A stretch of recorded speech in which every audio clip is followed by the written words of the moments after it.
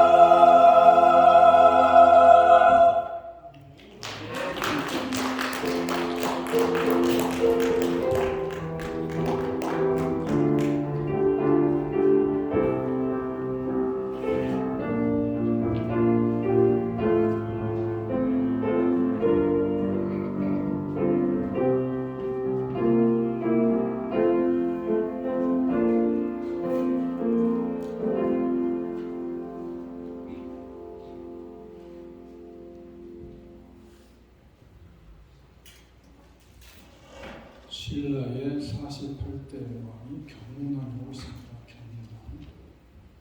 그분이 16살 때 왕이 올랐는데 귀가 들립니까? 그분이 16살 때 왕이 올랐는데 이 귀가 너무 큰 거예요. 그 사람 앞에 이렇게 나서기에는 귀가 너무 크길래 갓쟁이를 불렀습니다. 갓쟁이라는 사람은 모자를 넣는 사람인데 모자로 귀를 좀 가르더라고요. 그래서 귀를 가리기에 너무나 큰 자신의 귀를 감추는 그런 부탁을 합니다. 그래서 이상하리라 만큼 큰 귀를 가진 임금을 내서 모자를 만들어줬지만 그 사실을 알게 된 이 갓쟁이는 수월이를 합니다. 자신이 알게 된 임금님의 비밀을 말하지 않고 가슴속에 간직하려고 하니까 답답함에 견딜 수 없는 겁니다. 그리고 갓쟁이는 뒷산 대나무 밭에 가서 임금님 귀는 당나귀 귀다라고 소리를 질러댔습니다. 그런데 문제는 그때부터 바람만 불면 대나무 밭에서 임금님 귀는 당나귀다라고 소리가 들렸다는 것입니다. 저는 그 말이 뻥인지 아닌지는 모르겠지만 이 서로가 말해주고자 하는 의도가 여러 가지 있겠지만 임금님의 귀가 당나귀 귀다라는 이 비밀을 알게 된 입장에서 한번 생각해 볼 여지가 있습니다. 이 임금님 귀가 당나귀 귀라는 엄청난 비밀을 알고 있는 사람, 그가 그 비밀을 말하지 못했을 때에 그 가슴이 얼마나 답답했겠습니까? 잘못 발설했다가는 죽음을 면치 못할 것이 분명하기에 누구에게 말도 할 수 없습니다. 그러나 말하지 않으면 견딜 수 없는 답답함에 쥐들려 살아야 됩니다. 그래서 그 뒤에 이야기가 어떻게 끝납니다. 그 갓쟁이가 대나무밭에 가서 소리를 질러대는데 그 안에 답답했던 마음들을 확 풀면서 너무나 크게 소리를 질러대가지고 죽어버렸어. 근데 죽었는데 그 얼굴을 보니까는 심원함이 풀어졌는데 얼굴이 환하게 웃으면서 죽었어. 그 무슨 얘기를 하고 싶은 겁니까? 우리 모두가 속에 답답한 것이 있습니다. 그런데 그 답답한 일을 당할 때가 있지 않습니까? 임금님께는 당나귀 귀에 나오는 설화처럼 남들이 알지 못하는 비밀을 나만이 알고 있을 때 얼마나 답답하겠습니까? 누군가 말이나 행동이 전혀 이해할 수 없을 때 왜 저렇게 얘기할까?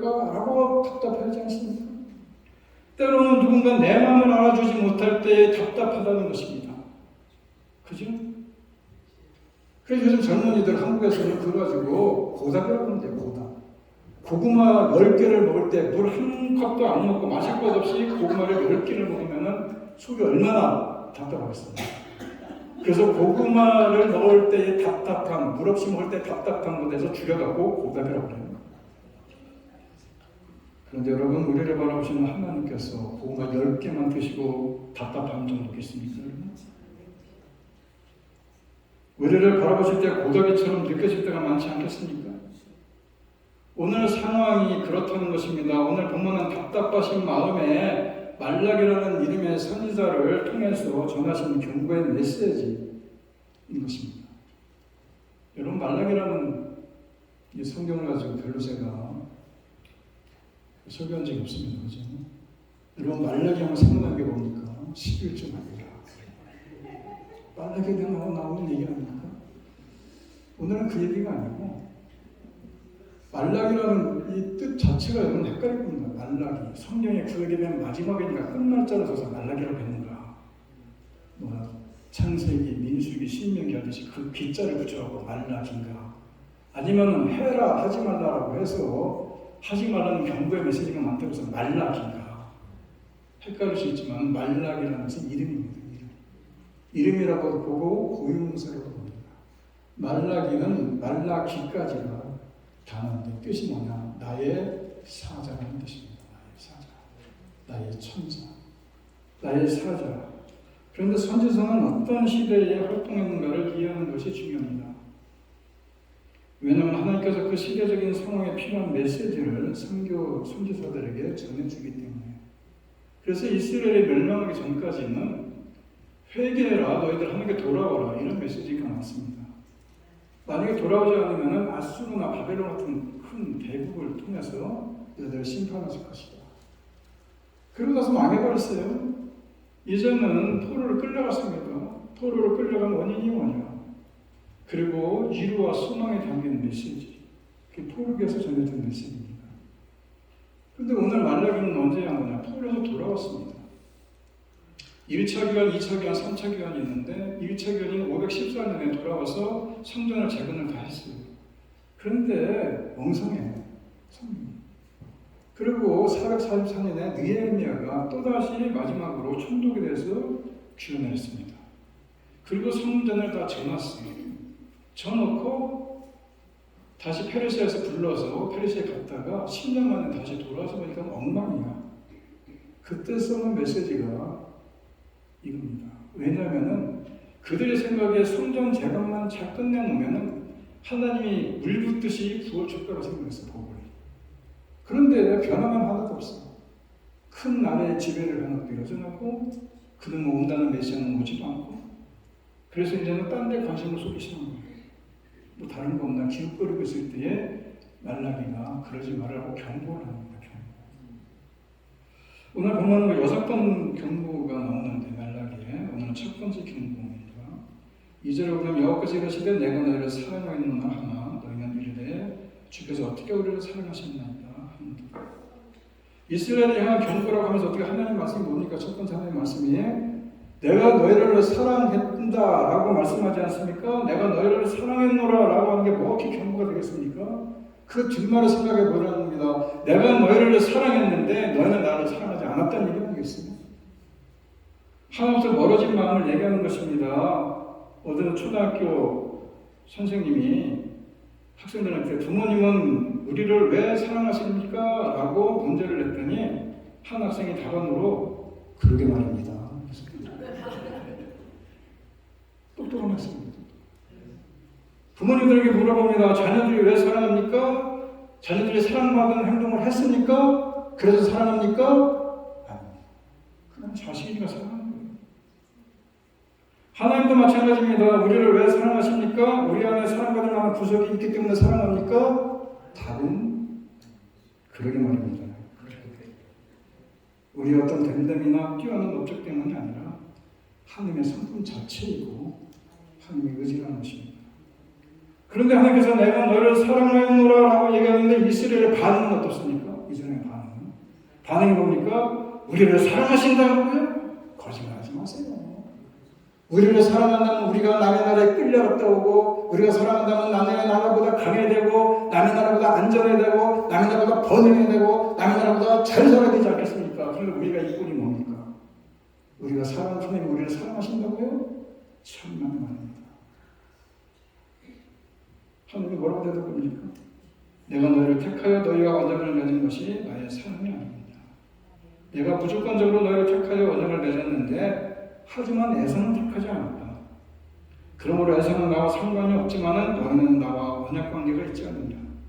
그 많은 민족 중에서 내가 너희를 택하여 언약을 맺어 나의 백성 되게 하셨으니 이것이 사랑의 증거가 아닙니다. 여러분 하나님 편에서 볼 때 우리 인간에게 가장 큰 사랑과 축복은 하나님의 관계 아닙니까? 그래서 살아계신 하나님을 나의 하나님으로 부르면서 그분과 교제하는 것이 가장 큰 축복인 것입니다. 다시 말해 하나님이 나를 택하여서 나의 하나님이 되어주심이 그리고 그분이 나를 사랑해 주심이 가장 큰 증거다 이겁니다. 그래서 하나님은 다시 강조하지 않습니까? 6절에서 나는 너의 아버지다. 나는 너의 주인이다. 여러분 하나님이 그리스도 안에서 여러분의 아버지십니까? 하나님 여러분의 주인이십니까? 누가 그 관계를 정했습니까? 어떻게 해서 우리가 하나님의 자녀가 되고 하나님의 순종하는 백성이 되었습니까? 하나님의 무조건적인 선택이라고 합니다. 에베소 1장 3절에 보게 되면 하나님께서 창세전에 우리를 부르셨다. 우리의 의지와 우리의 뜻과 상관없이 하나님 무조건적으로 우리를 부릅니다. 그렇다면 우리를 먼저 택하여 사랑하신 하나님은 우리에게 뭘 원하십니까? 딱 한 가지를 원하십니다. 그것은 참된 예배라는 겁니다. 예배라는 하나님을 영화롭게 하는 것이 예배라고 합니다. 웨스트민스터 신앙고의 첫 번째 나오죠. 하나님을 영화롭게 한다는 게 뭡니까? 하나님을 가장 소중한 분을 여기는 것이고 하나님을 가장 존귀한 분을 여기기 때문에 그래서 그 존귀한 하나님께 예배하는 것이 그것이 주님이 이루시는 가장 큰 거 아니겠느냐. 여러분 신앙생활 하다가 무기력해질 때가 있습니까? 예배가 짐처럼 느껴질 때가 있습니까? 기도 아무리 해도 그냥 허공을 때리는 것 같아서 무의미하게 느껴질 때가 있습니까? 그것은 능력이 부족해서가 아니라 하나님의 능력이 부족해서가 아니라 바로 여러분의 정체성이 뭔지를 모르기 때문에 그렇다는 겁니다. 그래서 예배가 짐처럼 느껴지고 기도해도 무의미하게 느껴지고 교회 와 있는 것도 지루하기도 하고 이런 모든 것들이 여러분들이 누구인지를 모르기 때문에 그렇다는 겁니다. 여러분들이 누굽니까? 하나님의 자녀 아닙니까? 하나님의 사랑하는 자 아닙니까? 그렇다면 그 하나님의 사랑을 받은 자라면 하나님께 사랑에 대한 표현을 해야 되는 것입니다. 사랑은 인간관계에서 나오지 않습니까? 여러분, 야곱이 라헬을 위해서 7년간 일하는 것이지. 그래서 창세기 9장에 보게 되면은 야곱이 라헬을 위해서 일함으로 7년을 수일같이 여겼더라 이렇게 얘기합니다. 야곱이 외삼촌 라반의 집에서 일하는데 일이 재밌어서 7년을 수일처럼 여겼겠습니까? 사랑의 대상이 있었기 때문이었습니다. 우리가 주님을 사랑하면은 평생의 신앙생활이 아주 여러분들이 힘에 기운 의무가 아니라 설레이는 하나님과의 동행이 될 수 있다는 겁니다. 하나님과의 동행이 되는 겁니다. 주일날 교회 나가기 싫은데 마지못해 나오는 게 아니라 주일날 교회 나올 때 기쁨이 넘쳐나는 겁니다. 왜냐? 내 마음에 오늘은 주님이 뭐라고 말씀하시고 나한테 무슨 말씀을 들려주실 것이고 나의 심령의 세미한 음성을 통해서 오늘 어떻게 날 이끌어 보실까 설레는 모습이 우리들의 삶 가운데 있어야 된다. 여러분 옥합을 깨트린 여인 얘기가 나옵니다. 그죠? 이거 뭐 12장에도 나오고 나가면 14장에도 나오고 누가복음 7장도 나오는데 성경이 많이 나와요. 옥합을 깨트립니다 말이야. 그런데 하나님을 사랑하지 않는 유다의 입장에서 보면은 그것이 낭비고 시간적인 낭비고 이해하지 못할 일이고 그리고 비효율적으로 생각합니다. 그죠?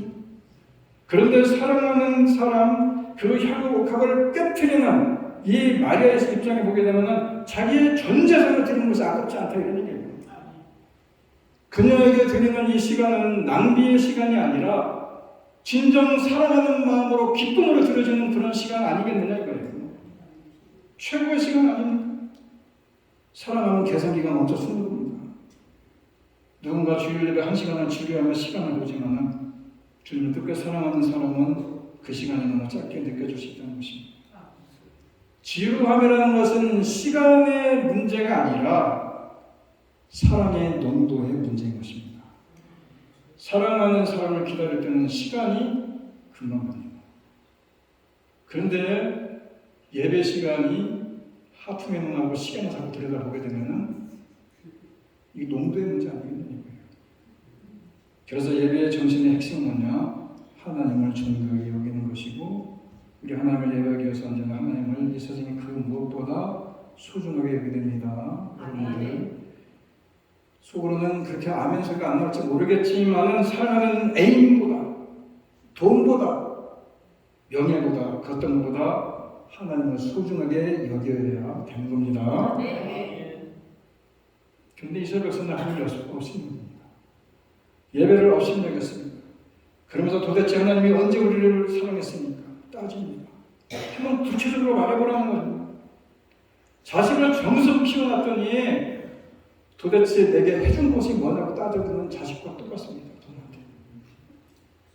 왜 이런 일이 일어납니까?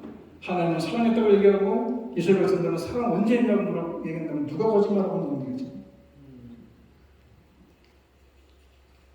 이유는 하나님의 사랑의 방식과 이스라엘이 기대하는 사랑의 방식이 달랐기 때문에 이런 얘기가 나올 수 있는 겁니다. 이스라엘 백성들은 어떤 하나님의 사랑을 기대했습니까? 학개와 스게라 선지자를 통해서 성전을 재건할 때 하나님 뭐라고 말씀하시냐? 학개서 2장 9절에 보게 되면은 이 성전의 나중 영광이 이전 영광보다 크리라. 만군의 여호와의 말이다. 내가 이곳에 평강을 주리라. 이전의 성전의 영광은 솔로몬의 성전을 얘기하는 것이고 나중의 영광은 당시 그들이 지었던 그런 영광을 얘기하는 것인데 그것이 솔로몬 시대보다 그 영광이 더 클 것이다 하고 여호와의 말입니다. 그거를 잔뜩 기대하는 겁니다. 이스라엘 백성들. 그러면서 성전을 죽으라고 제공한 거 아닙니까? 그러나 그런 미래는 도래하지 않았고 여전히 제국의 지배에 고단한 삶을 살고 있지 않습니까? 그래서 하나님이 도대체 우리를 사랑하신다는 게 도대체 뭡니까? 우리에게 관심이 있는 겁니까? 이렇게 삐진 겁니다. 그래서 하나님께서는 보다 현실적인 다른 신의 매력을 더 느끼고 있는 그들, 그래서 이런 얘기를 하는 거 아닙니까? 여러분, 우리는 어떻게 해야 사랑받았다고 생각합니까? 내가 원하는 대로 이루어지는 건 아닙니까? 고통당하지 않고 삶이 풍성하고 하느님보다 성공하고 남들보다 높은 지위에 오르는 거 아닙니까? 소위 삼박자 구원이라는 내 영혼이 자녀같이 범사가 되고 강건하기를 원하지 않습니다. 하나님께 사랑받는다는 것은 잘 되는 것, 성공하는 것에 두고 있는데, 그런데 우리가 자녀를 망치는 방법은 간단합니다. 자녀가 해야 되는 대로 다 해주면 되는 겁니다. 밤새서 게임하겠다면 게임하고 놔두고, 먹고 싶은 거 있으면 살이 찌든지 말든지 엄청나게 사주고, 그럼 우리 아빠, 우리 엄마 최고라고 할 것입니다. 그런데 원하는 대로 해주지 않는 이유가 뭡니까? 자녀가 사랑하기 때문이라는 것입니다. 자녀가 원하는 대로 다 해줬다가는 부모의 눈으로 다 보입니다. 자녀의 앞날이 암울해지는 거 아니겠어요? 아직 분별한 능력도 부족하고 스스로 제어할 훈련도 더 필요하기 때문에 간섭하고 야단치는 거 아니에요? 원하는 대로 하도록 내버려 두는 것은 사랑이 아니라 유기인 것이고 그것은 포기라고 얘기하지 않습니까? 하나님 이스라엘을 사랑한다고 했고 이스라엘은 하나님께 사랑받은 적이 없다고 했는데, 그렇다면 하나님의 대답이 이제 나와야 될 거 아닙니까? 그 대답이 어떻게 나옵니까? 내가 너희를 이렇게 사랑하지 않았느냐라는 말이 나와야 되는데 그게 2절 3절에 나오는 얘기입니다. 여기서 이르시되 내가 너희를 사랑하노라 하나 너희는 이르기를 주께서 어떻게 우리를 사랑하셨나이까 하는도다 나 여호와가 말하노라. 이제 말하지 않습니까? 에서는 야곱의 형이 아니냐? 그러나 내가 야곱을 사랑하였고 에서는 미워하였으며 그의 상대를 황폐하게 하였고 그의 산업을 광야의 이리들에게 넘겨드리라. 하나님의 대답은 뭡니까? 간단히 얘기합니다. 내가 야곱은 사랑하였고 에서는 미워하였다. 이 말이 어떻게 우리를 사랑하였나이까? 라고 얘기하는 하나님의 거기에 대한 대답이 되는 것인데, 하나님이 야곱을 사랑하고 에서는 미워했다는 것은 감정적인 표현이 아니라 하나님의 선택의 심지가 담겨 있는 겁니다. 하나님은 야곱을 택하고 에서를 택하지 않았다는 말인데, 야곱과 에서가 누군가 쌍둥이 아닐까? 쌍둥이? 몇 초 차이로 태어났어도 장자에게 가문을 대표하고 장자에게는 상속을 2배를 해줍니다. 그게 당시 관례입니다.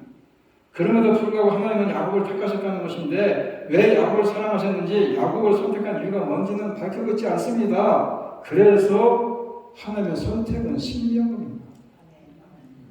우리가 왜 하나님의 택하심을 따라 주를 섬기는 성도가 된 것입니까? 왜 우리가 하나님의 사랑을 받은 것입니까? 아까도 제가 말씀드렸지만 그러게 말입니다. 우리 안에 그럴 만한 이유가 없습니다.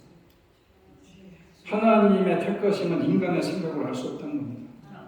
그러면 하나님의 선택과 사랑받는 야곱은 어떤 삶을 살았느냐? 형과 아버지를 속여서 장자의 축복을 가로채서 결국은 집을 떠나서 바단 아람에 있는 외삼촌 집에 가서 20년을 봉사하며 살기지 않습니까? 우리가 아는 대로 20년 만에 돌아왔어요. 근데 부모가 있는 곳으로 가지 못합니다. 형이 무서워서 세겜에 머무르다가 딸 디나가 하물에게 거탈당하고 아들들이 복수하겠다고 부수한 사람을 죽이지 않습니까? 보복이 들어와서 또 세겜을 떠났고 아들 요셉을 죽은 줄 알고 오랜 동안 슬픔 속에 살지 않습니까? 그리고 노년에는 애굽에 가서 생을 마감을 합니다. 그게 야곱의 삶입니다. 우리가 잘 아는데. 그런데 하나님의 미같은 에서는 어떤 삶을 살았습니까? 고향을 떠나지도 않았고 가나안 땅에 살았고 넓은 땅을 차지했고, 에서와 야곱의 삶을 비교해보면 누가 사랑을 받았고 누가 미움을 받은 것 같습니까? 야곱은 벽동의 삶을 살았고 에서는 도리어 풍족한 삶을 살았습니다. 그런데 하나님의 관점은 다르다는 겁니다. 하나님의 선택하셨다는 것과 선택하지 않았다는 것이 어떻게 다른지를 말씀하시는 것인데, 야곱이 그렇게 고생한 이유는 뭡니까? 하나님의 약속을 믿고 기다리지 못했기 때문 아닙니까? 창세기 25장 23절에 나옵니다. 여호와께서 그에게 이르시되 두 국민이 내 태중에 있구나. 두 민족이 내 복중에서부터 나누리이다. 이 족속이 저 족속보다 강하겠고 큰 자가 어린 자를 섬기리라. 에서와 야곱이 태중에 있을 때에 이미 하나님은 큰 자가 어린 자를 섬기라고 말씀하셨습니다. 무슨 얘기냐? 야곱이 에서에게 팥죽 한 그릇에 장자권을 사지 않았어도 아버지 이삭을 속여가지고 장자의 축복을 받지 않았더라도 야곱에게는 그 축복이 임했을 것입니다.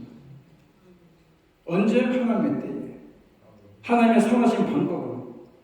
근데 그때까지 그것이 이루어질 때까지 기다리지 못하고 자신의 인위적인 방법으로 얻으려 했기 때문에 직사하게 고생한 겁니다. 야곱의 이런 인간적인 욕망 때문에 안 해도 될 고생을 직사하게 한 거예요. 그러나 야곱의 실패는 회복이 가능한 실패인 겁니다. 왜냐하면 하나님의 약속은 여전히 유효하기 때문에. 그런데 에서의 실패는 어떠합니까? 4절에 나온 대로 에돔은 말하기를 우리가 무너뜨림을 당하였으나 황폐된 곳을 다시 쌓으리라 하거니와 땅 만군의 여호와는 이르노라 그들은 쌓을지라도 나는 헐리라. 사람들이 그들을 일컬어 악한 지역이라 할 것이고 여호와의 영원한 진노를 받을 백성일 것이다. 에돔이 누굽니까? 에서의 후손입니다. 에돔이 황폐한 곳을 쌓을지라도 하나님이 허락하겠다는 겁니다. 스스로 일어설 수 있을 것이라 생각을 할지 모르겠지만은 그들의 노력은 험한 것이 될 것이다. 이렇게 말씀하시는 겁니다. 인간은 죄인이라서 누구나 실패하고 넘어질 수는 있습니다. 그런데 야곱은 회복에 가능한 징계이고 에서는 회복 불가능한 진노다. 이것이 하나님의 택하신 자와 거기에 대한 사랑을 얘기하는 겁니다. 그래서 5절에 나온 대로 너희는 눈으로 보고 이르기를 여호와께서는 이스라엘 지역 밖에서도 크시다. 하나님의 택함을 받은 너희가 이 차이를 눈으로 보게 될 것이다. 하나님은 이스라엘과 이방 사회에서도 크신 능력의 하나님이심을 네가 알게 될 것이다.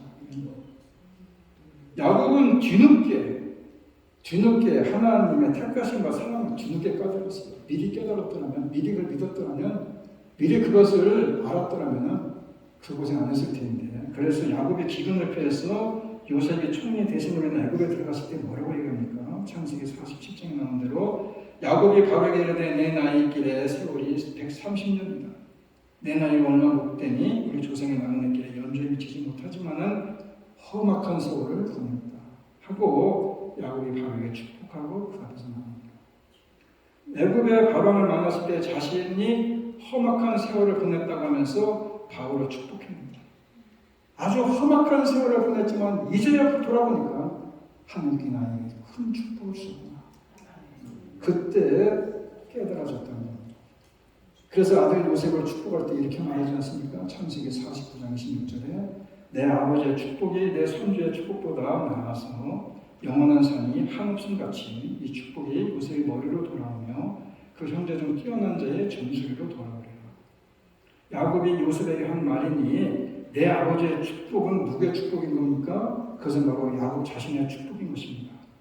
야곱에게 임했던 축복이 무엇입니까? 자신이 잘못된 길로 갔을 때도 하나님은 결코 포기하지 않고 결국 원래 원리치로 돌아오도록 하나님이 인도해 주지 않았습니까? 야곱이 요셉에게 주고 싶었던 복도 바로 그런 복입니다. 인생 중에서 개입해 주셔서 때로는 야단을 치기도 하고 때로는 침묵하기도 하고 때로는 원치 없는 길을 간다 하더라도 결국은 그 가운데서도 하나님을 경험하고 하나님의 뜻이 무엇인지를 헤아리게 만들고 그 하나님과 동행하게 만들어주는 것이 그것이 야곱이 깨달았던 축복이고 그것을 가장 사랑하는 아들 요셉에게 주는 축복 아니겠습니까? 바로 저와 여러분이 바로 그 축복을 받은 자들이라는 것입니다. 오늘 말씀에 야곱은 하나님의 도움 없이도 인생을 살 수 없는 하나님 도움 없이는 결코 인생을 살 수 없는 그런 인생을 대표하는 것이고 에서는 하나님의 뜻을 거스르는 모든 세력을 대표하는 겁니다. 여러분은 야곱입니까? 에서입니까? 마치 보기에 야곱이 좋아 보이지 않습니까? 여러분 그래서 속으로 나는 야곱이지. 그렇지만 사는 거는 에서처럼 살았으면 좋겠어요. 큰 고난 안 받았으면 좋겠고.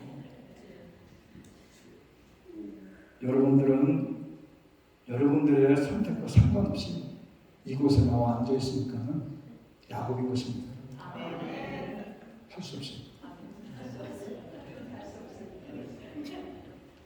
문제는 우리가 하나님의 사랑을 우리의 원하는 대로 이루어지는 감각적인 사랑으로 이해하느냐, 당장 돈벼락 날과 이런 것을 얘기하는 것이 아니고 원학적인 그런 삶으로 이해하느냐.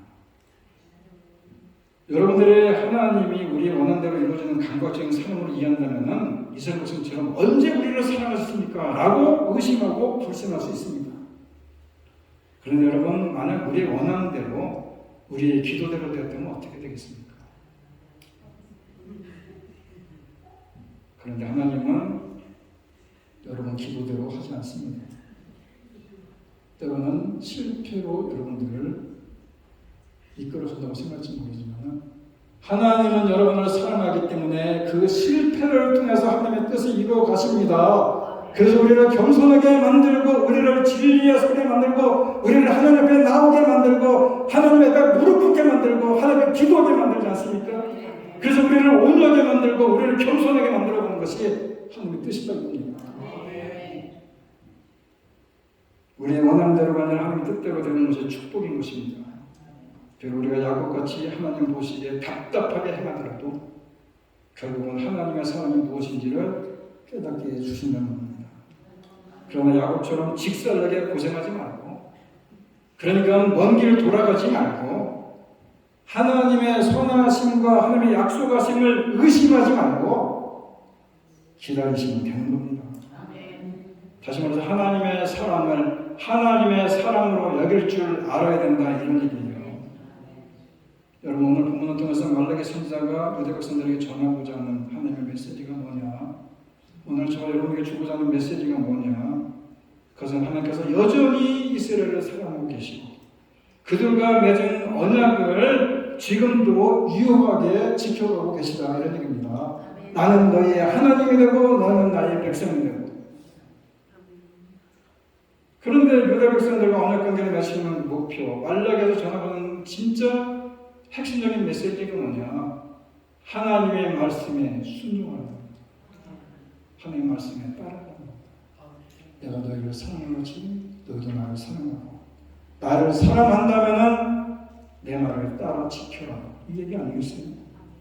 여호와께서 이스라엘을 사랑하지 않았다는 자들의 주장에 대한 하나님의 답답함은 얼마나 답답하겠어요.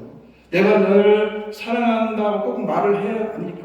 그런데 이스라엘 백성들 뭐라고 해야 될까? 하나님이 언제 우리를 사랑했습니까? 라고 얘기할 때 하나님 입장에서 보면 얼마나 답답하겠어요. 그래서 바벨론 포로에서 돌아온 유다 백성들이 겪는 믿음의 위기가 얼마나 깊은지를 보여주는 대목 아닙니까?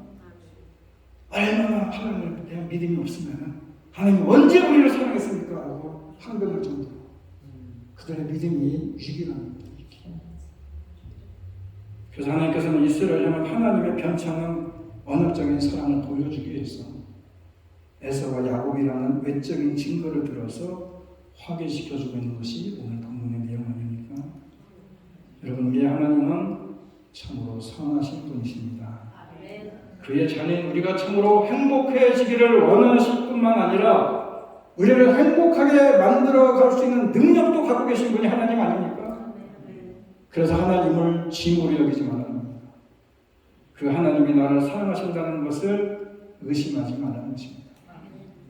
하나님께서 여러분들을 사랑하고 계신다는 것을 믿고 용기를 내서 일어나십시오. 옆 사람들이 뭐라고 하든 우리 교회 옆 사람을 얘기하는 거 아닙니다. 세상에 그 누가 뭐라고 하든 두려워하지 말고 내 속에 병든 거, 내 속에 실패한 거, 내 속에 고민되는 거, 내 속에 어려운 문제들 전부 내려놓고 주님의 이름을 부르시라는 것입니다. 그러면 주님께서 친히 나를 치료하시고 나의 문제를 해결해 주시고 나를 온전케 해주시고 에서에게 주지 않았던 놀라운 축복들, 비밀스러운 축복들을 그렇게 되면 여러분들이 경험하게 되실 것입니다. 하나님은 그런 삶을 살아가는 여러분들 되시기를 바라면서 우리가 오늘 일어나서 함께 찬양을 나눕니다. 주님이 우리를 사랑했음에도 불구하고 이스라엘 백성처럼 주님이 언제 우리를 사랑했습니까? 우리에게 뭐 관심이나 있습니까? 이렇게 말씀하지 마시고 오늘 입술을 열어서 고백하시기 바랍니다. 내가 주님을 사랑합니다. 함께 찬양하면서 우리가 입술로 고백하는 시간 같습니다.